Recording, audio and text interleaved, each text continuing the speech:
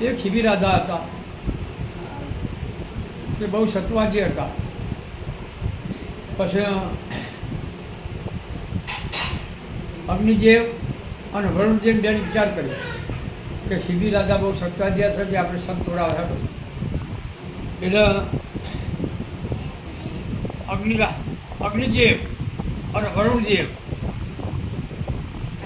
અગ્નિદેવ બાપ થયા, અગ્નિદેવ બાપ થયા અને ભાઈ વરુણદેવ હોલો થયા.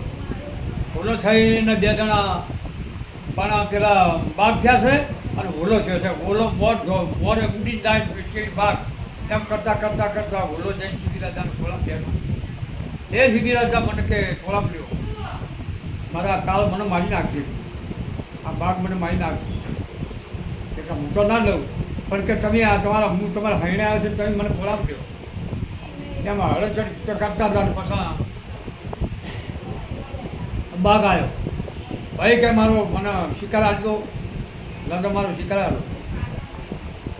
એટલે કે ના મને લ્યો હોય નહીં, એટલે કે મારી નાખીએ.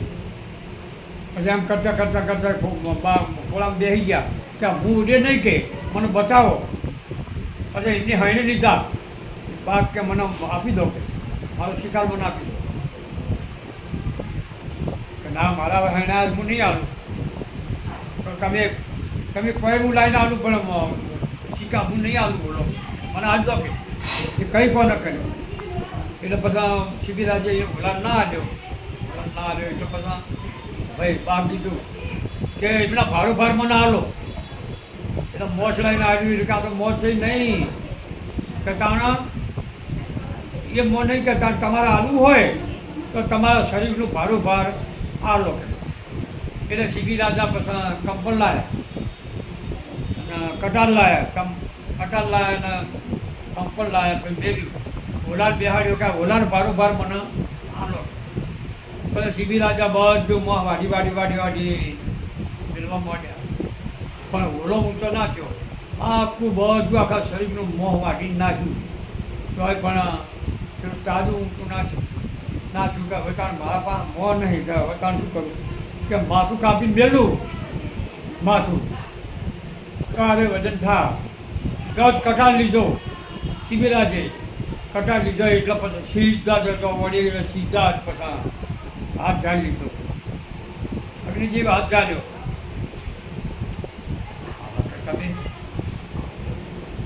પછી શિબી રાજા બોલ્યા કે હું હાથ જોડીને કહું છું, તમે વરુણદેવ અગ્નિદેવ પણ આ પરીક્ષા આગળ કલતક આવે છે કે અમારી પરીક્ષા લીધી, એવી પરીક્ષા તમે ના દેતા, એટલે કે આગળ તમને મોનશે નહીં. આગળ તમને હાથ જોડી બેઠા એટલે પછી એમને હતું એવું શરીર કરી નાખ્યું. અને શિબી રાજાનું સત ગમે તે કર્યું પણ ના તૂટ્યું. એટલે એમના પજે રાજા અગ્નિદેવ અને વરુણદેવ એમનો રાજી અને જતા. આ એ આપણે વાર્તા પૂરી. વિડીયો ગમે તો લાઈક ને ચેક કરી.